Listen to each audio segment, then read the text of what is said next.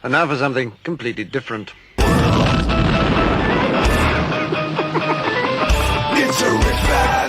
Forget everything you've been told by others before. Get ready for the real deal, the full story, real talk about money, markets, life. Now, it's The Real Investment Show with Lance Roberts, presented by RIA Advisors. And good morning and welcome to the show. Of course, it is Technically Speaking Tuesday. On our website today is our latest Technically Speaking update, talking about specifically the Golden Cross that has really kind of occurred this past week. Something we had talked about in our newsletter over the last couple of weeks. So we said this was approaching and this would happen, but we go into a little bit of detail about, this is, a good bullish sign, and typically alludes to better advances for markets and improving technical backdrops for markets as we go ahead, but it's not always a foolproof sign that it's an all clear that basically you should just load up the boat with equities. In fact, there's often more times than not that even after the initial cross, you get a correction in markets before you get another advance. So again, it's always a function about being timing as just as much important as the actual indicator itself. But that's on our website this morning. We go into a good bit of detail about that. But there's also another aspect to all of this, which is simply going on that we'll eventually kind of keep talking more and more about, is just simply the fact that the markets are very extended here. After this decline that we had back in March, we've had this very strong advance here over the last, the last couple of months. And it's really been backed on the hope that, we're going to get a big economic recovery, right? And we're going to get, earnings are going to come back to where they were. Employment's going to go back to where it was. There's a lot of hope for this V-shaped, economic recovery. And that will also get a vaccine, and that's going to be coming along here just any day now. We'll have a vaccine for the virus, and that'll certainly cure things. Well, we've got to get a little bit of this into perspective because vaccines are very, very hard to develop. There are still diseases that we have in the world today that we still don't have vaccines for. HIV, been working on one for decades for that now, and still don't have a vaccine for it. Vaccines are very, very hard to develop.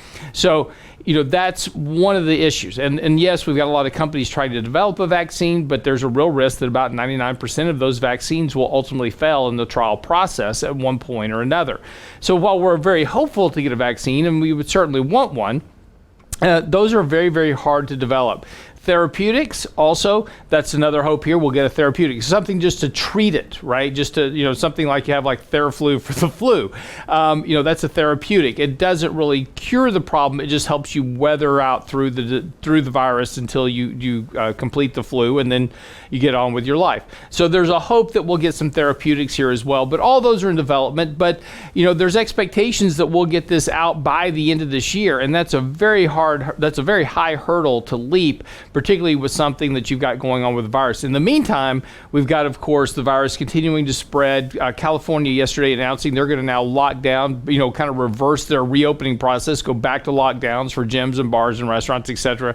And that's going to be an economic impact that is going to continue to occur. Job openings have started to decline here recently as companies, as we talked about this before, yes, coming off the bottom as you reopened, you're going to have job openings as you hire people to come back to work.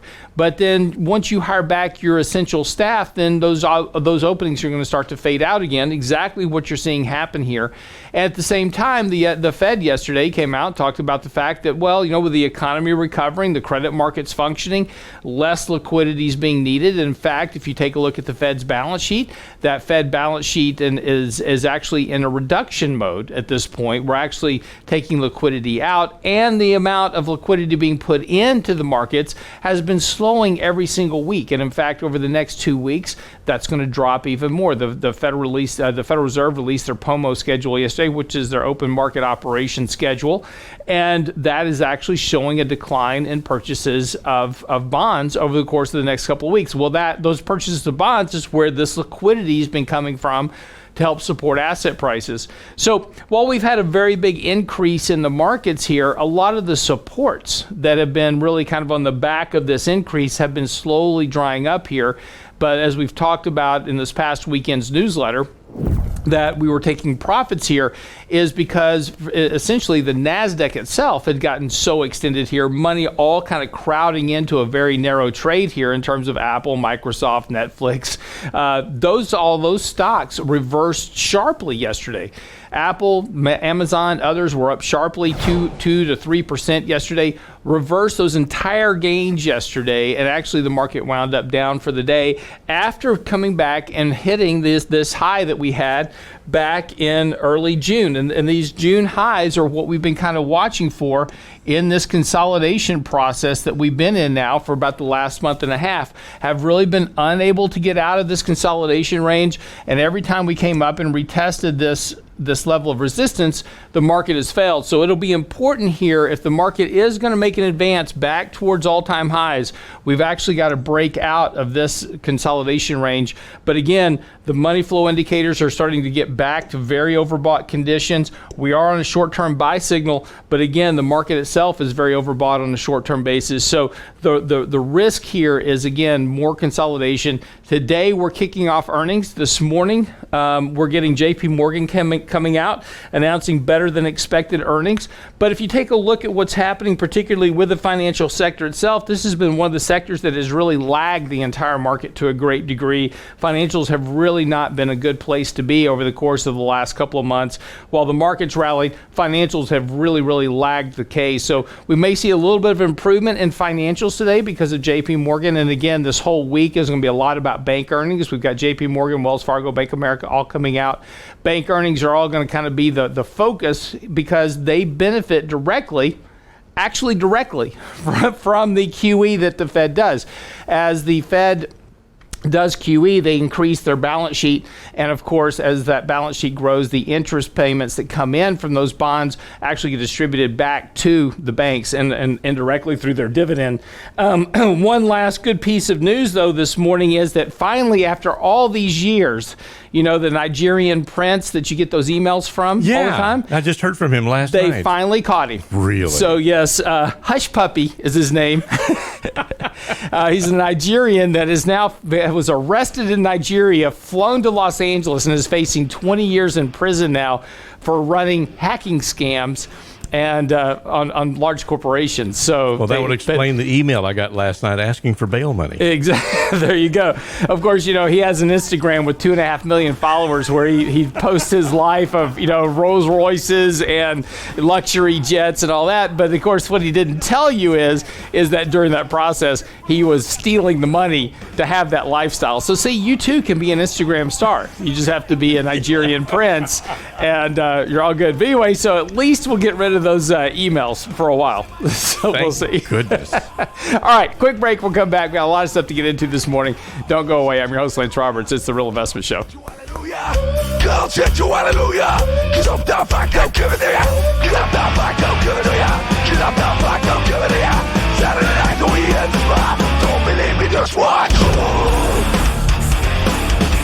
Real Investment Show podcasts are now available on iTunes. Listen anyplace, anytime at iTunes.com.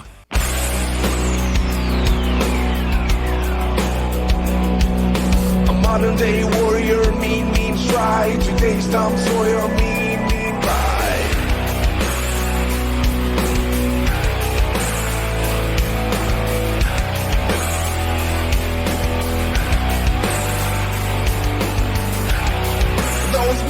And welcome back this morning. It is 6:18 as we start to kick off earnings season. And of course, this is the time now as we get into this. And this is going to really kind of be the driver for the markets here over the next really several weeks. Now, this week and next week and the week after are really the three biggest weeks. This is where you're going to see a bulk of the S&P 500 report earnings. This week, we've got banks, United Healthcare, Netflix, I believe, reports on Friday. So we've got a big group of these major companies going to be reporting earnings. Of course, all eyeballs are going to be not on really what they report, right? So the expectations have already been lowered for this quarter. So it was interesting this morning, you know, JP Morgan beat their estimates. No kidding. We've lowered those estimates so much that everybody will beat. We will have a very high beat rate of earnings for the second quarter because we lowered the estimates so much that now everybody can get over them, right? So it's kind of like thinking about if you're going to run a hurdle race out on the track and you just knock all the hurdles over before you run. Amazingly enough, you get over all the hurdles. And that's really kind of what's happened with earnings. So we'll have a high beat rate here. It really won't mean anything. But what is going to be important is looking at, first of all, revenue growth. Have these companies been reporting growing revenues over the last few years? Like, for instance, Apple's a really good example of this. Apple's had a huge run this year. It said it's up about 20% from its previous peak. I mean, and it's done very, very well. Now, this is good with the exception of the fact that Apple hasn't really grown revenue since 2018. So you're paying more and more and more for every dollar's worth of revenues that the company actually generates. And look, Apple's a great company. We own Apple in our portfolio. We wrote about this weekend that we took profits out of the position. We sold a little bit of it, not all of it, but we took some profits out because the stock had gotten very extended. And at this point in the market, and it's a company that's very mature, right? So, Apple's a very, very big company. It's very mature. It's like it's kind of like driving the Titanic. And, if you want to change direction for Apple, it's a very slow process. Innovation, coming up with new products, new developments, those type of things is something that is becoming more and more difficult for the company. I mean, think about your iPhone as an example. Every year they come out with a new phone. But what's been the real innovation, man? A little bit better camera, maybe a little bit different size, maybe a better screen. But really, their big innovation was back in 2007 when they launched the iPhone to start with. That was a huge game changer. We all went from the flip phone to the smartphone.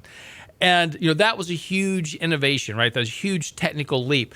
And Apple's no longer able, at this point anyway, that becomes a much bigger challenge for Apple to do. Again, not saying Apple's a bad company, not saying you should sell it. I'm not saying that at all. What I'm saying is that pay attention to what you're paying for because valuations do ultimately matter. And we're treating companies that are very mature in nature as a growth company, right? So we're paying, when you're paying 40 or 50 times earnings, as an example, for a company that's growing earnings very rapidly, that's one issue, right? So if you're paying up for a company today and you're saying, look, I'm going to overpay for earnings today because this company's growing earnings so rapidly, those earnings are going to catch me at some point here in the near future. And, and we go back in time and we can look at companies like that, Microsoft, Amazon early on. These were companies that were reinvesting everything back into their business, growing their business very rapidly. Earnings were doubling and tripling, literally every quarter because they were in that rapid growth stage. And so overpaying for earnings in that phase of the cycle of a growth company is okay. It's a different thing when you're overpaying for growth in a fully mature company. But that's what investors are doing currently, right? We're chasing fewer and fewer stocks. This has become a very crowded trade in a very few handful of stocks here because those are the ones that are, look, I get it, right? I mean, we own them as well in our portfolio, right? Apple, Amazon, Netflix, Microsoft, we own those companies, but we are aware of the risk that we're taking, but we have to own, and this is the trap now that everybody's gotten into, is that you have to own them to get the performance of the market, right? Because everybody's got to match performance to some degree, create performance. And look, let's be totally honest, we run a business and our business is to make money for our clients. So if we don't own those stocks that are making money, then we're not making returns for our clients. So, in a way, and this has become a broader problem for the overall market, is that investors and money managers and pension funds and you name it are all being forced into a smaller and smaller number of stocks to create performance. And this becomes problematic when you have a very narrow market ultimately.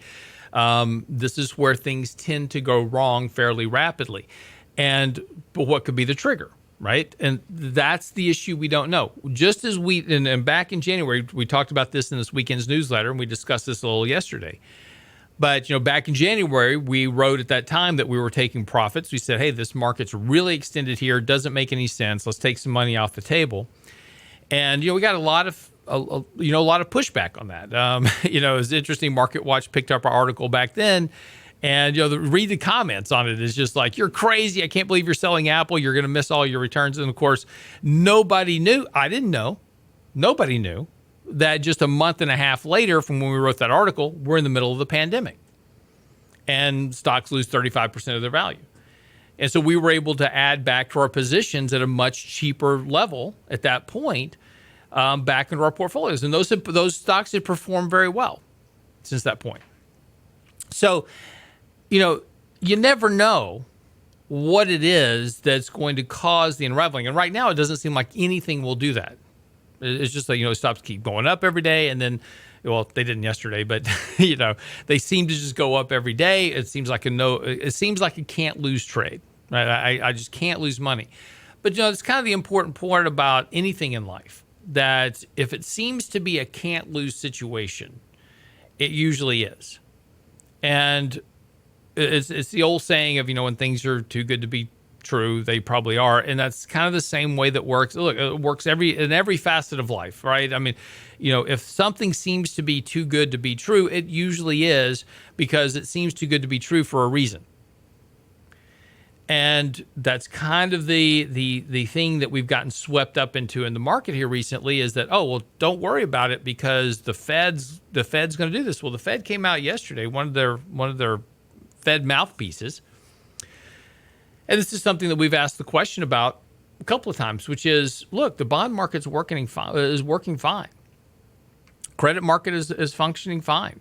Yield spreads are back to very low levels, which suggests that there's really no strain or risk within the credit markets, which has been the Fed's major focus for all of their QE programs. Their whole focus was to make sure that the credit markets were functioning. And of course, by making sure the credit markets were functioning, it funneled money into the stock market at the same time. But that support has been reduced. We've actually seen a decline in the Fed's balance sheet over the last couple of weeks. And it's interesting, if you take a look at the markets, that while the markets have flopped around here for the last few weeks, the Fed's balance sheet hasn't been growing either. So the liquidity support that was driving assets from the March 23rd lows has been slowly reduced. Fed mouthpiece out yesterday saying, hey, you know what? If things keep improving, you're not going to need us for much longer. And that's one of the big risks. See, people immediately assume that with QE, while the Fed said, hey, we've got unlimited QE, the markets interpreted that, is that we're going to have QE forever.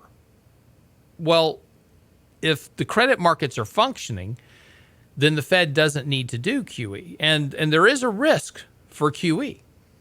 The Fed can only monetize the amount of debt that's being issued by the federal government. So there is technically a limit to what QE can do. But again, the Fed is aware that QE has a ramification on the inflation of asset prices. So they're acutely aware of that, and they understand the risk of that as well. So, it's going to be interesting to watch here. This was kind of the first little float that we've seen from the Fed with this kind of mention about a limitation to QE. And it'll be interesting to see as the Fed keeps dropping these hints as they're reducing their balance sheet to try to put themselves back in a position where they can extract QE without disrupting the markets. They need to talk the markets into a position to understand that they're reducing QE without freaking out the markets. That's the big risk. That's the big challenge for the Fed. They tried this once before back in 2018. It didn't work out well. So, we're going to see what happens here. But the point, as we get into earnings season, is to really watch what companies are saying, not about their current earnings, but about what they're going to say about forward guidance, or are they going to give guidance at all? That's one of the big problems that we've had is a huge number of companies have restricted guidance. They're not telling us what their future looks like in terms of earnings. So forecasting is going to be very important here. And again, when we think about what we're paying for assets currently and looking at the companies that are reporting these earnings, it's really not about the earnings they're saying today. We're going to have, like I said, we're going to have a high beat rate because we've lowered the bar so low. But what's going to be important is what they say about the next quarter, the next 2 quarters, and about the recovery, and if they're confident in that recovery. All right, quick break. We'll come back. More to get into. Don't go away. Writings on the wall. Very superstitious. Let it back to fall. Got questions for Lance later? Ask now at realinvestmentadvice.com.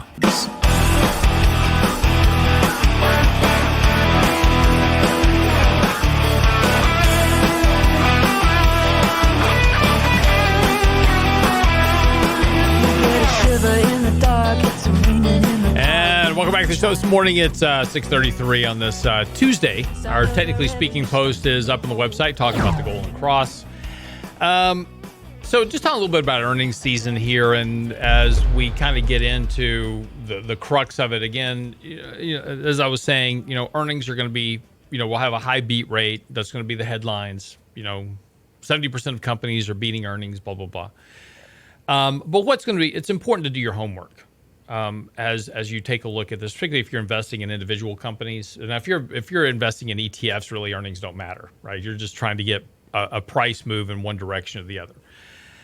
But if you're investing in individual equities, understanding what you're buying is very important. Are they growing revenues? Are they growing earnings outside of stock buybacks, as an example? And that was an interesting note from JP Morgan this morning, that they're suspending their stock buyback program. That's been a big boost to earnings for JP Morgan and other companies over the course of the last couple of years. Billions and billions of dollars have been spent on stock buybacks by these companies to help boost their earnings per share. So, pay attention to what you're paying for. Make sure you're getting earnings growth, et cetera. So, and as we were talking about also, the Federal Reserve has been a big part of this lift in the markets, despite the fact we have 50 million people unemployed, despite the fact we're going to have very slow economic growth, despite the fact that we're having a resurgence of virus cases, which is going to potentially slow the economic recovery, despite the fact that California is now beginning to shut down again, which is going to slow the economic recovery. I mean, California is a very big chunk of the GDP of the country.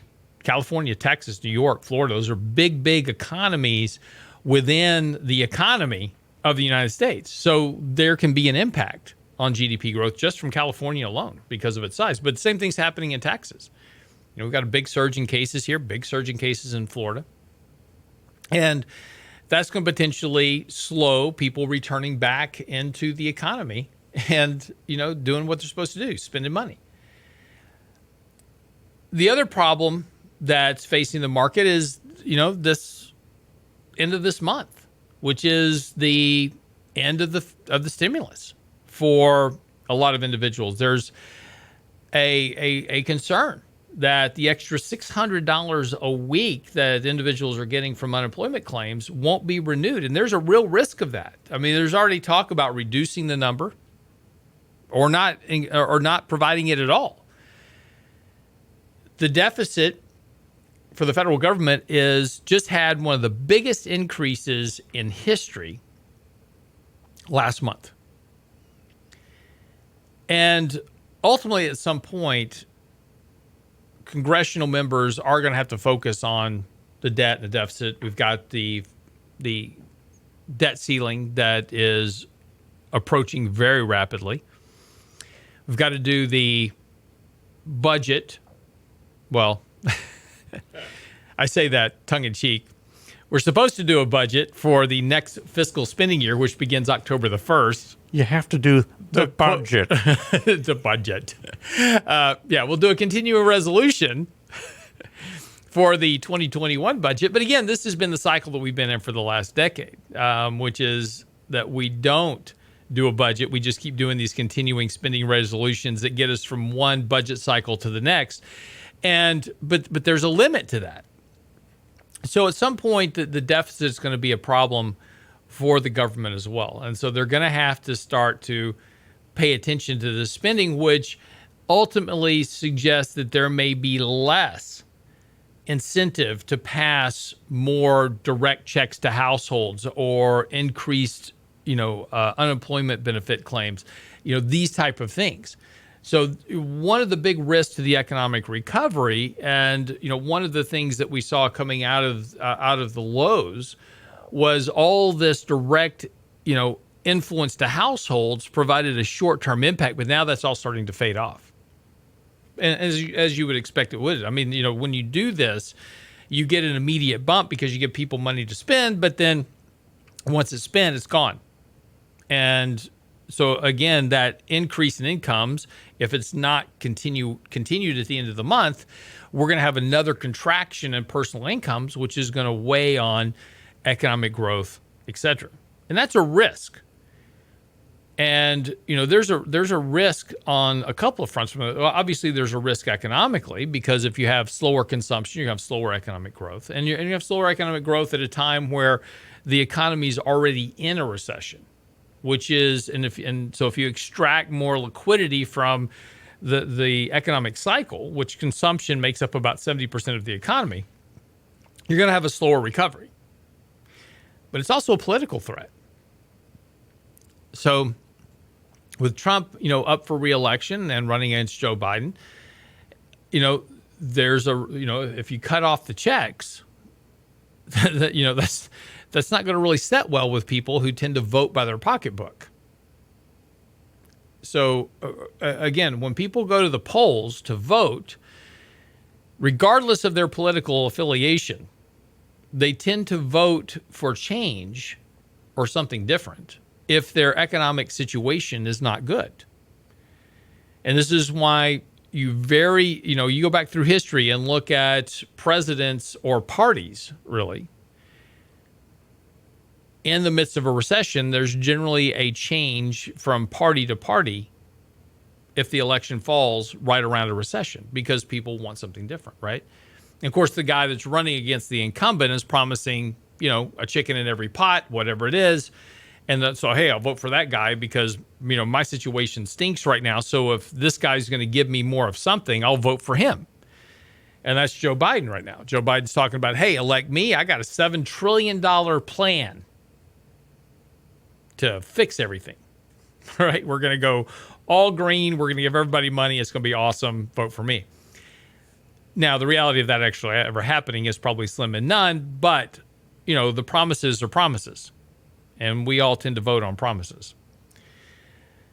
But, the risk to the markets in the short term, and again, this is also a risk to the president, which is if this market does start to fall apart again over the next couple of months, that's also going to weigh on re-election chances because of, again, how people feel.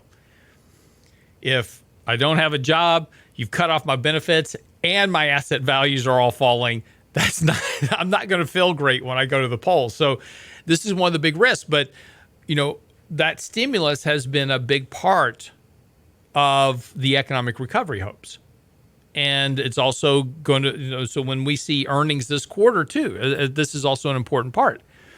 As we see companies reporting earnings for the second quarter, those earnings will be boosted by that additional stimulus. So particularly on retail companies. So when Kohl's and Ross stores and Target and Walmart and all these other companies report earnings, their earnings are going to look good, or better, I should say, than they would have otherwise, because all that additional stimulus got spent at those places in particular, particularly Walmart and Target and Amazon. So, that's you pull that stimulus away, their earnings are going to weaken, the economy is going to weaken, so forth and so on.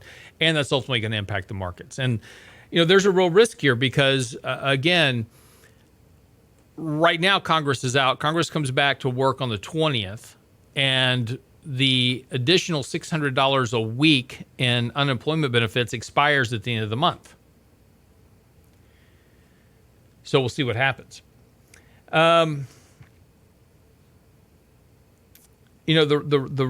Ultimately, we've got to move away from this, right? So ultimately, you've got to get back to normalcy within the economy, and the markets are going to have to ultimately reflect what the new normal is. And we've used that term for almost a decade now. The new normal was slower economic growth. One of the interesting bylines to all of this ultimately is that the new normal is going to be slower economic growth than we had previously, which was slower than we had previously. And this is going to be the real challenge. How does the economy get back to stronger rates of economic growth? And this was a debate we've had, a good bit recently on emails that we've gotten, comments that we've gotten. There's this expectation that we can get back to inflation, but you've got to have inflation in order to have good inflation. And you can't have good inflation, but good inflation has to be a result of stronger economic growth that is a function of higher wages, stronger wage growth, and a better overall economy.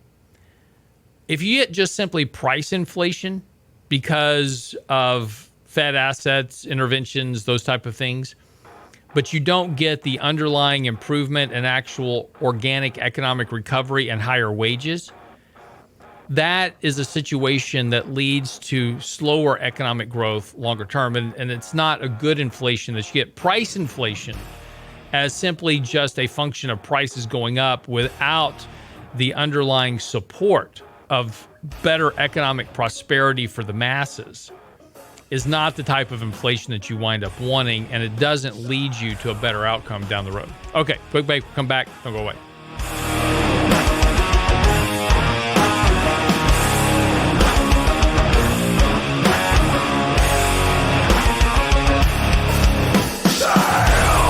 Get daily investment news you can use, delivered at the speed of the internet. Sign up for the Real Investment Report now at realinvestmentadvice.com.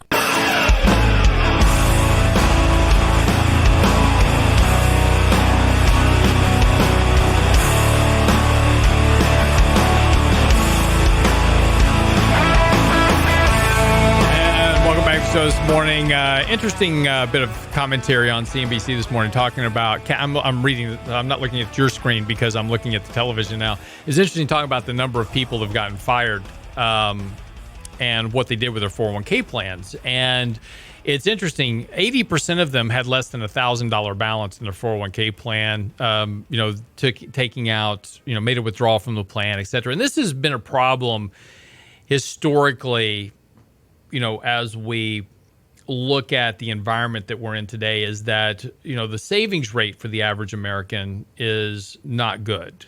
And a large chunk of Americans live paycheck to paycheck. And the reason is when you start looking at 401k plans, and as an example of this, there's all these people that say, hey, we need to do something about this, right? We need to make 401k plans more portable, right? Or we need to do this, or we need to do that. No. What you need to do is figure out how to get people to save more money. So the problem is not 401k plans, right? That's not the problem. The problem is people don't save enough money, and then they invest in things they really have no idea of what they're investing in. I mean, it's amazing how many people I meet with that have a 401k plan and they have no idea what they're invested in.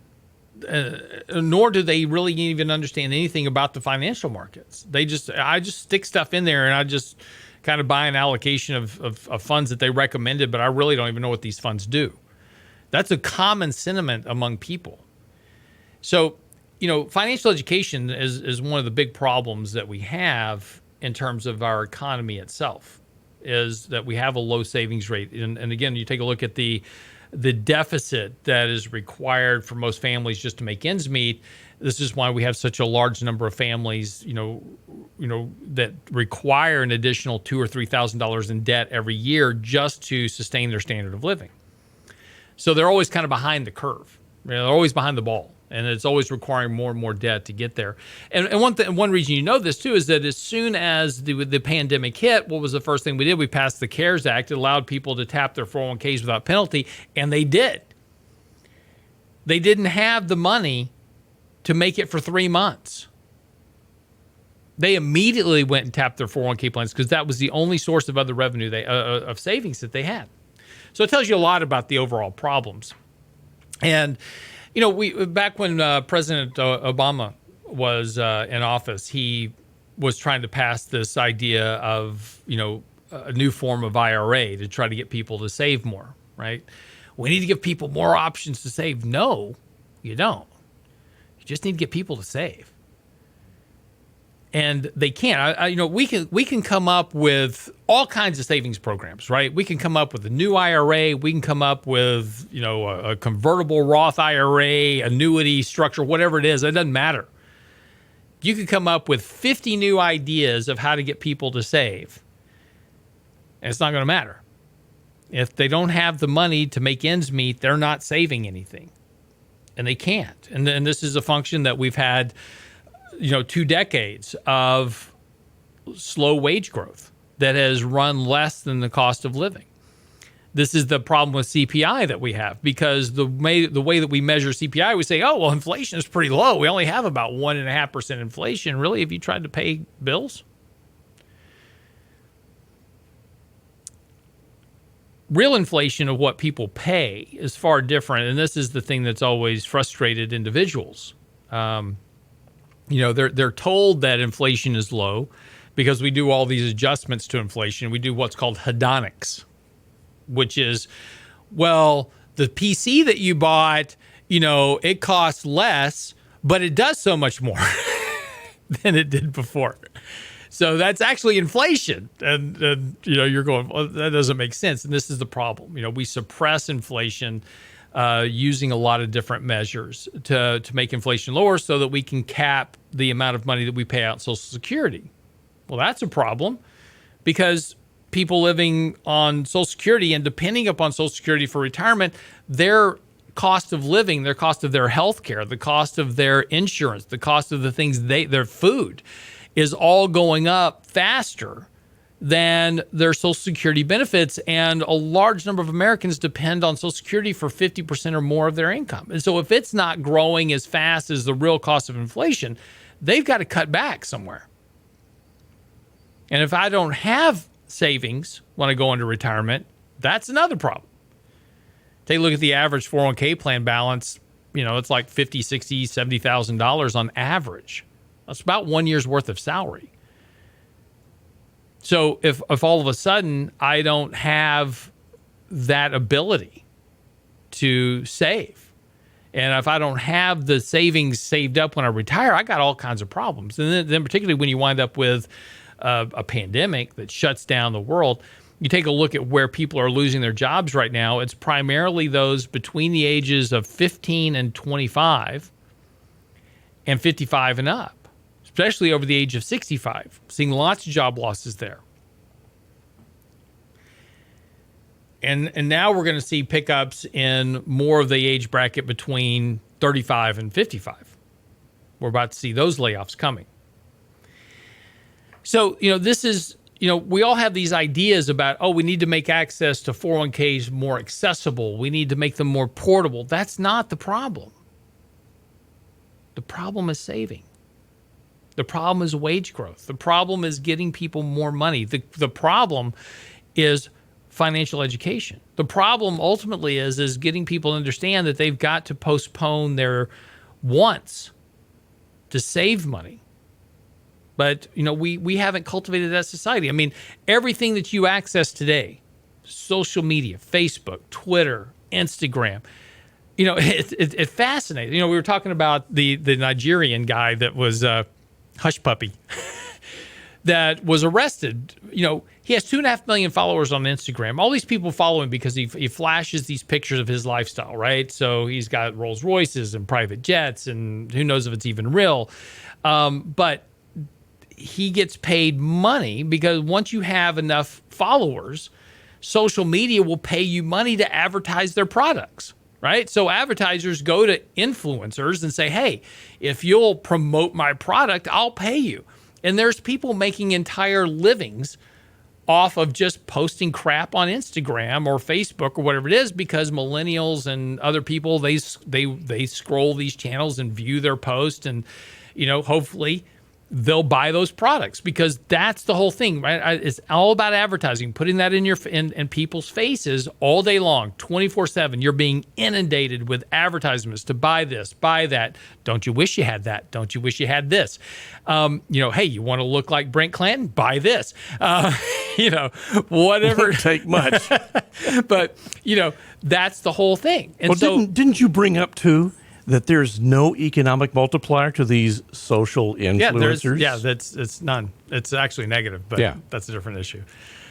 But that's the whole point, right? And so 24/7 we're inundated with this stuff, and so we buy stuff that we don't really need, right? And we continually bust the budget, and then we wonder why people don't save more money. Well, they're obviously not saving money because their 401k plan isn't portable. That's not the case. They're not saving money because the cost of living outpaces their wage growth, and that's the problem, right? Their wants outpace their needs. That's the problem. And until we start to address these issues, and until we start to address the savings problem of the average American, this isn't going to get better, right? You're not going to get back to the good old days. And it's interesting because people talk about, the greatest generation and how prosperous they were. Right. And everybody wants to point fingers at the baby boomers, which were a byproduct of the greatest generation. And they go, well, they've got all the money. I don't have anything. Evil old people. Well, it's a different mindset. In the 60s and the 70s, and I talked about this a little bit yesterday, but in the 60s and 70s, my parents didn't have a credit card. Debt was an evil thing. It's even in the Bible, right? Debtors are slaves to the lenders. I mean, debt is a bad thing. But see, we've repackaged debt now in our society today. It's like, hey, it's why are you living in squalor? Just go into debt. You can have whatever you want. This is the mentality that we've done because it's very profitable for the banks, right? So, I mean, look how much money banks make every year off of you. But these are the choices we make. And, we've educated the last two generations have been educated into an environment of advertising of greed, right? You got to want more. Again, look at social media is such a great example of this because what goes on social media? It's everybody posting their I wish life. They pose in front of other people's cars, makes it look like they own them, right? They go pose in somebody else's front of somebody else's houses. They post their fabulous vacations, and it's all about getting attention, and it's all about getting people to wish they had that same life, even though most of those people don't have that life either. But it's all about the dream, right? It's all about the wish. And so we encourage people to go further and further into debt to live a lifestyle they can't afford. And then we wonder why we can't fix the wealth inequality problem. Back in the 60s and 70s, that wasn't an issue because it wasn't the mindset. The mindset back in the 60s, 70s, really even in the 80s, was not about chasing the Joneses next door. It was about you went to work, you raised your family, you went to church on Sundays, you lived a nuclear kind of familial life, and you lived within your means. And then slowly we've migrated into this idea that unquenchable consumption is the answer to all of our problems. But it's kind of like a drug, right? It just masks the real problems. We have what we have, and we love the life that we lead. But someday at some point, we got to fund the debt. And the problem with all the other ideas of simply just providing more ways to save doesn't solve the problem of being able to save.